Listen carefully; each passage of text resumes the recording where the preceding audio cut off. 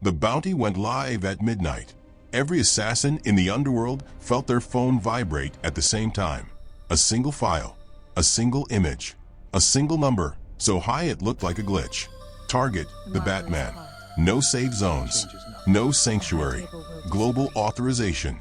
The Continental had never broken its own rules before. It was a place of order in a world of chaos. But Gotham wasn't part of their world. Gotham was a problem, and problems get solved. Across the city, snipers assembled rifles. Hitwomen mapped rooftops. Poisoners studied Wayne Enterprises galas. But in the shadows above them, something watched. Because you don't hunt the bat hunts you. And tonight, the world's deadliest killers were about to learn the difference between a contract and a death sentence. The notification arrived at 3:47 a.m. across 17 time zones simultaneously.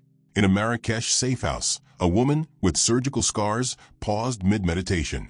In a Moscow penthouse, a retired intelligence operative set down his vodka. In a Singapore high-rise, twin brothers exchanged glances over identical laptops. A single name glowed on their screens: Batman. The number beside it made history. 12 figures. Enough to purchase governments. Enough to retire bloodlines. Enough to make legends move from shadows into light. But it wasn't just the money that commanded attention. It was the signature authorizing it. The high table had spoken. 6 weeks earlier, Wayne Enterprises had completed an aggressive expansion into international shipping logistics. Routine acquisition, standard business, except one subsidiary, buried under 14 shell corporations, had been quietly laundering high-table money through Gotham ports for 11 years. Bruce Wayne never knew. His board never suspected. But when Wayne auditors restructured operations and froze suspicious accounts pending review, $2.3 billion in Continental assets became inaccessible overnight. The high table did not send lawyers. They sent consequences. Gotham felt the shift before understanding it. Private jets landed at regional airports outside city limits. Cargo ships docked at forgotten industrial piers.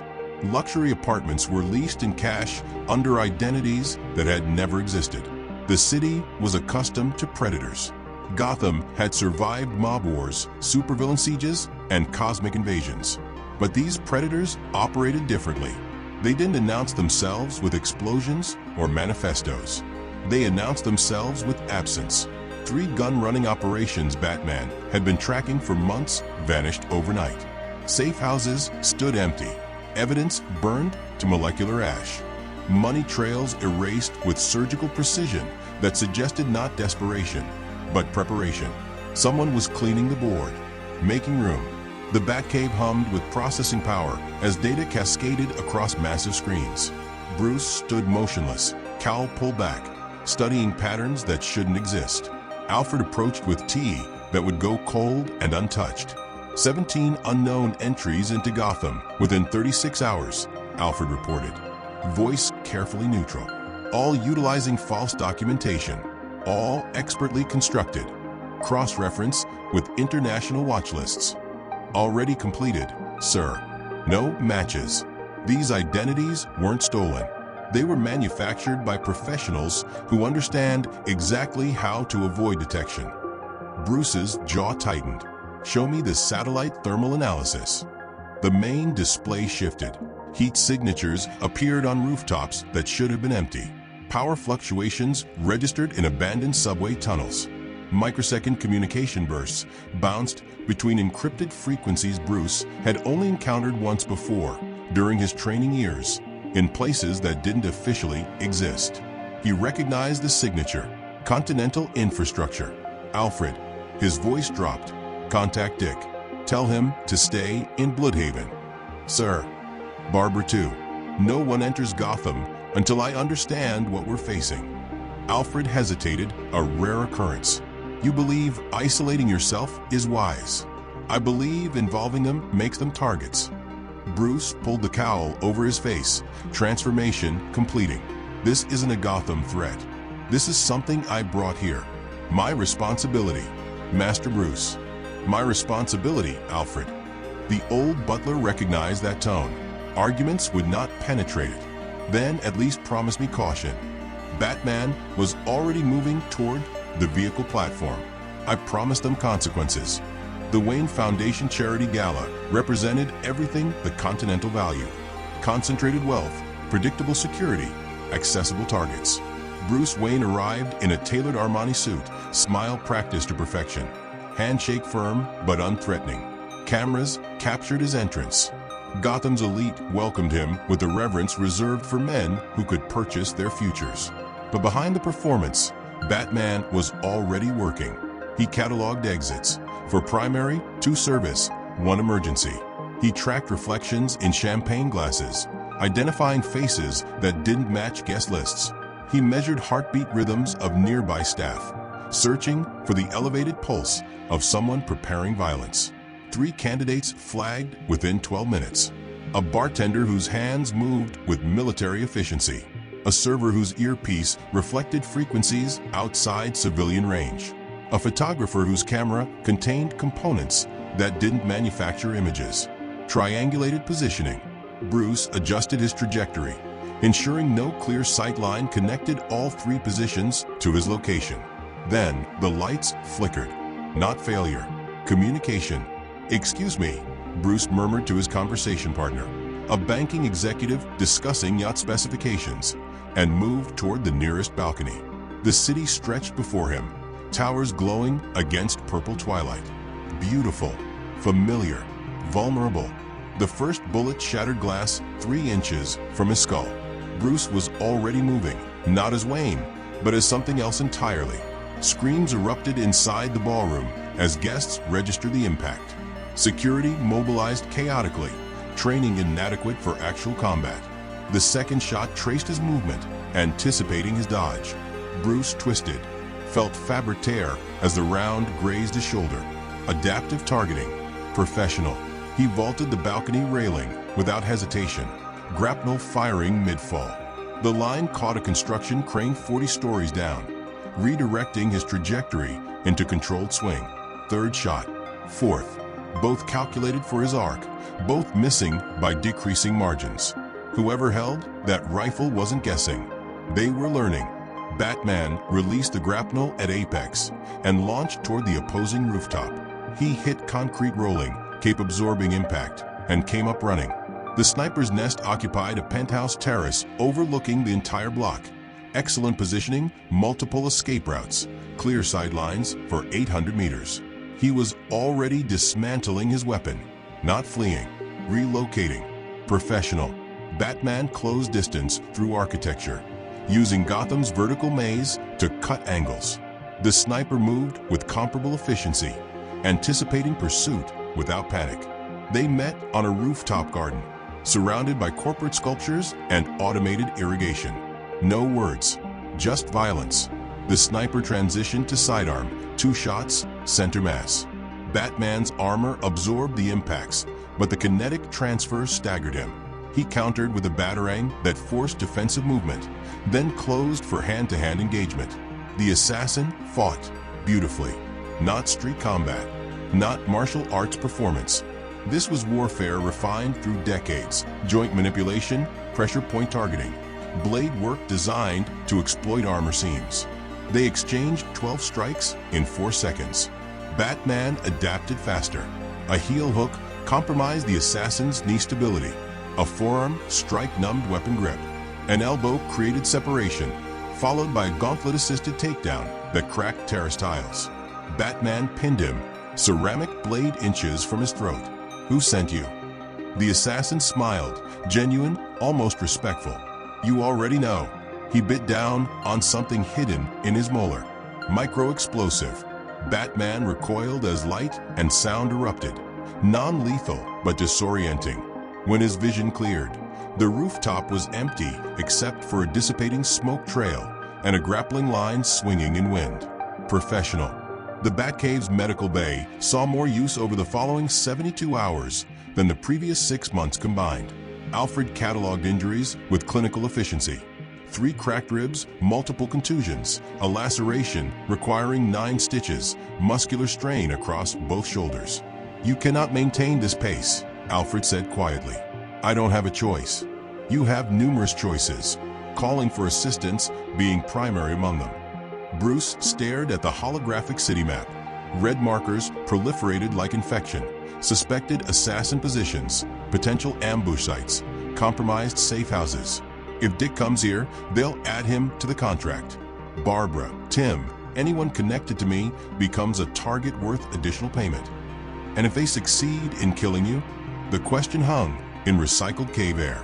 Then at least they'll be focused on confirming the kill instead of hunting everyone I've ever loved. Alfred set down the medical supplies with uncharacteristic force. That is not acceptable. It's practical. It is suicidal pragmatism, and I have watched you employ it too many times to find it clever. The old butler's voice cracked with emotion he rarely displayed. You are not protecting them by dying alone. You are abandoning them to a world without Batman. Bruce finally met Alfred's eyes. I'm not planning to die. Plans fail, Master Bruce. You taught me that. Silence stretched between them. Decades of partnership compressed into a single moment of understanding. I need 72 more hours, Bruce finally said. If I can't end this by then, I'll call for help. You're asking me to trust you. I'm asking you to trust me one more time. Alfred held his gaze, searching for something. Whatever he found, it wasn't enough. But it was something. 72 hours. The attacks continued without mercy. A poison ventilation system in a warehouse Bruce used for equipment storage. A timed explosive beneath an evidence locker he'd been monitoring. A hacked traffic system designed to trap the Batmobile in a kill zone. Each attempt failed, but each attempt cost him energy, resources, time. They weren't trying to kill him yet. They were studying him. Response time: for 0.7 minutes from Batcave to East End. Combat duration: average 3.2 minutes per engagement. Recovery period: 6.4 hours between major confrontations. Weakness: civilian proximity triggers protective response. He was being mapped, and the map was getting more accurate. Commissioner Gordon waited beside the bat signal on the GCPD rooftop, cigarette burning unsmoked between his fingers. War zone, he said without preamble when Batman materialized from shadow. That's what my officers are calling the city. They're not wrong. You want to tell me what we're dealing with? Batman considered the question. Gordon had earned truth, or as much truth as possible. International contract. Professional assassins. The kind that don't appear in any database. Gordon absorbed this without visible reaction. 30 years in Gotham had prepared him for impossible statements. Numbers: unknown, possibly dozens. And you're handling this alone because involving anyone else makes them targets. Gordon finally lit his cigarette, took one drag, then crushed it out. You know what the problem with that logic is? It assumes they won't target people anyway to draw you out. Batman's silence confirmed he'd considered this. My daughter, Gordon continued. Your associates. People connected to Bruce Wayne. Hell, people connected to anyone who's ever been connected to you. If these people are as professional as you say, they've already mapped your network. Which is why I need to end this fast. And if you can't, Batman looked over Gotham's skyline. His city, burning under pressure he'd brought upon it. Then I need to change the rules. The high table deployed phase black on the 5th day. Not assassins, legends. For names that circulated through training facilities like ghost stories. Operators who had shaped history from shadows and collected payment in influence rather than currency. The surgeon, a woman who had ended 17 political careers without leaving forensic evidence. The architect, an intelligence ghost who designed operations that erased entire organizations. The duelist, a blade master undefeated in close combat across 4 decades. The prophet, a tracker who had followed targets across continents using nothing but behavioral prediction. They didn't coordinate. They didn't need to. Each was sufficient. Together, they were extinction. The duelist found him first. An abandoned cathedral in old Gotham, candlelight flickering across stone walls that had witnessed prayers and murders in equal measure. She waited at the altar, twin blades resting across her palms like offerings. I know you're here, she said calmly. Your breathing changed when you saw the candles. Batman emerged from shadow. This doesn't have to happen. It always has to happen. That's what makes it beautiful. She moved like water, fluid, inevitable, finding every gap in defense. Her blade sang through air, leaving trails of reflected flame. Batman blocked, redirected, countered. His gauntlets sparked against her steel. Neither gained advantage. She smiled. "You're magnificent. Truly. The contracts usually bore me. I don't entertain. But you do. You're the first target in years who makes me remember why I love this." She accelerated, a combination that tested limits he didn't know he had. One blade opened a gash across his forearm. Another scored his chest plate. She's better. The thought arrived without ego. Adjust. He stopped fighting her technique, started fighting her ego. A feinted stumble drew her into overextension. A sacrificed opening baited her into predictable combination. When she committed to the killing stroke, he was already inside her guard. Cape wrapped around her blade arm. Gauntlet secured her throat. They froze, two weapons pointed at each other's destruction. "Yield," he said. "We don't yield." "Then adapt." He released her. She stared at him, genuinely confused. "You could have ended me. I don't kill. That's inefficient.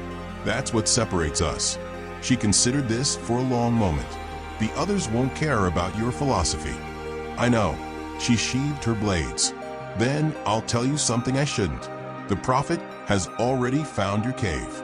Not the location, the pattern. He knows how long you take to respond. He knows what makes you move. He's building a cage made of your own predictability." "Why tell me?" "Because you gave me something I haven't felt in years." She smiled, and for a moment she looked almost human. Uncertainty. She vanished into shadow. Batman remained, processing her warning. "The Prophet knows my pattern. Time to create a new one." The Prophet was patient. He had tracked a Colombian cartel leader for 19 months before executing a perfect interception. He had mapped the behavioral patterns of a Russian oligarch until he could predict bathroom breaks with 94% accuracy. Batman was faster, more complex, but still human, still predictable. From his observation post in the Narrows, the Prophet watched Gotham reshape itself under Batman's influence.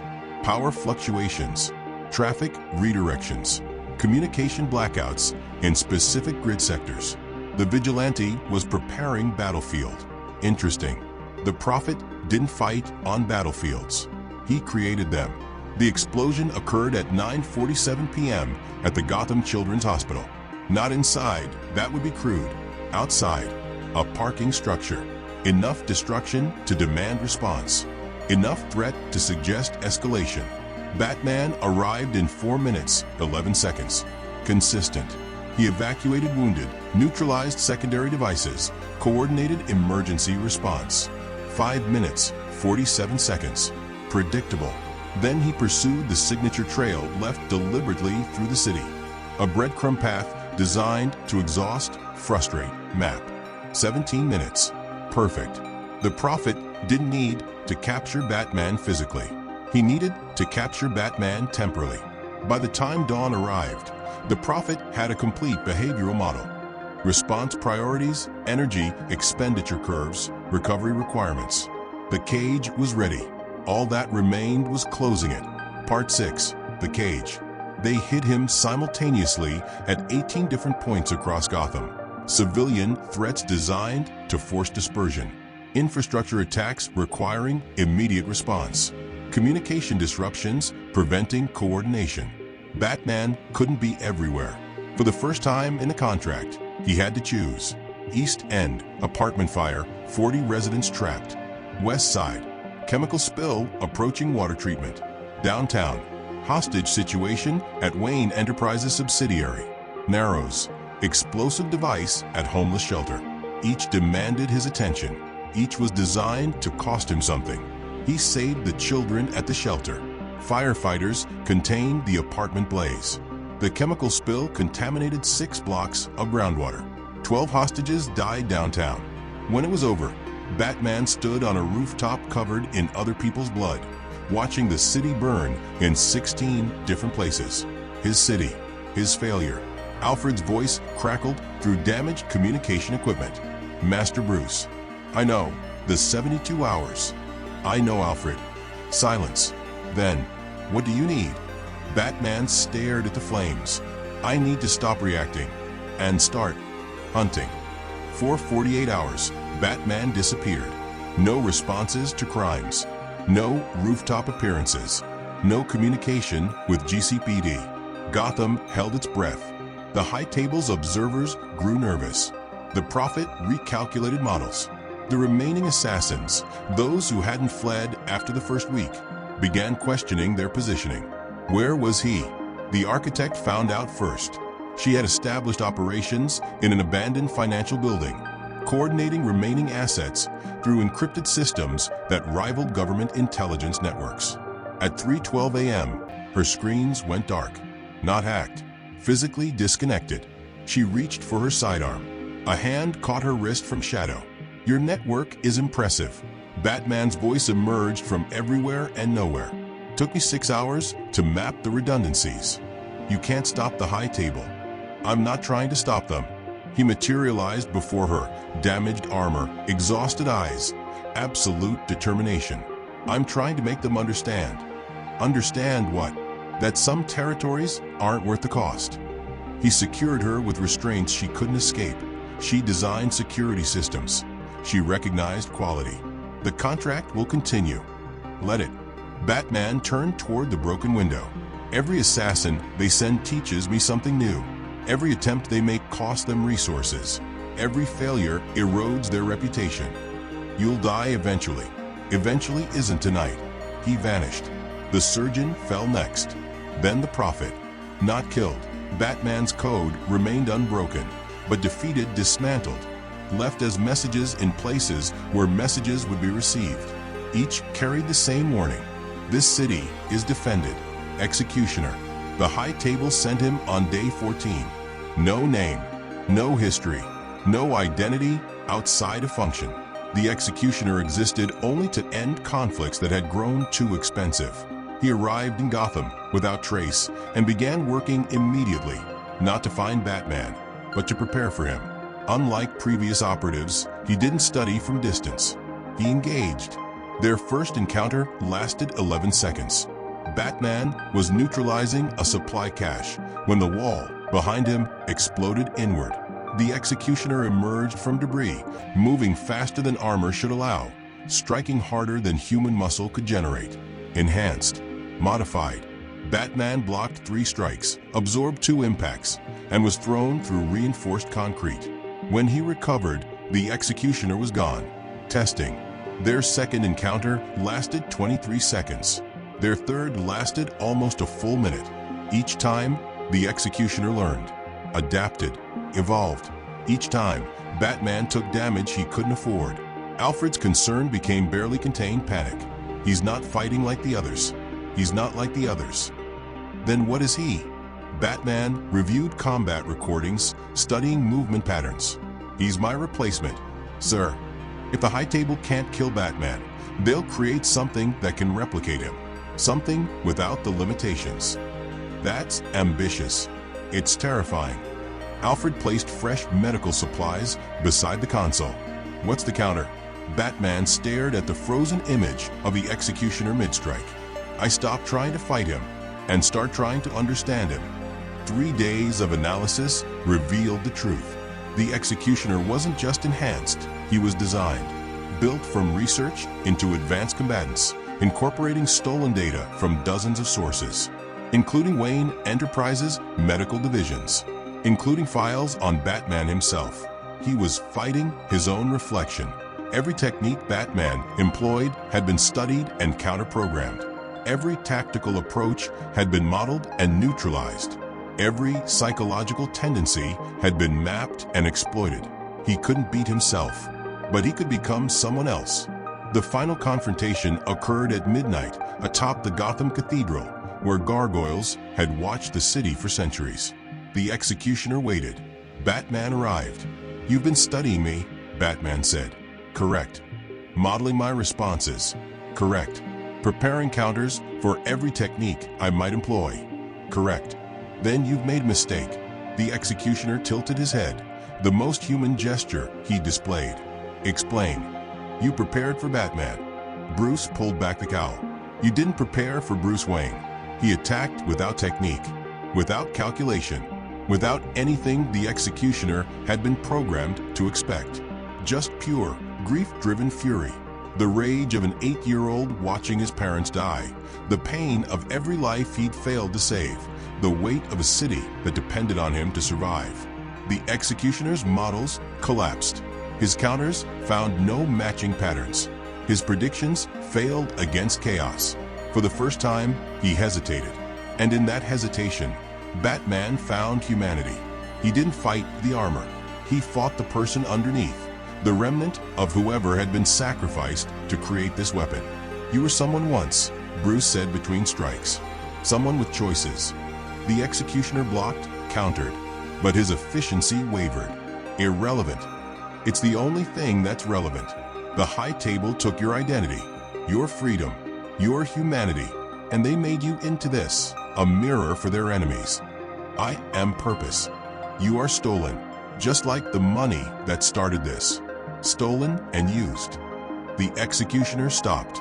For 3 full seconds, neither moved. Then, it doesn't change the outcome. It changes everything. Bruce dropped his guard. I'm not going to kill you. I'm not going to defeat you.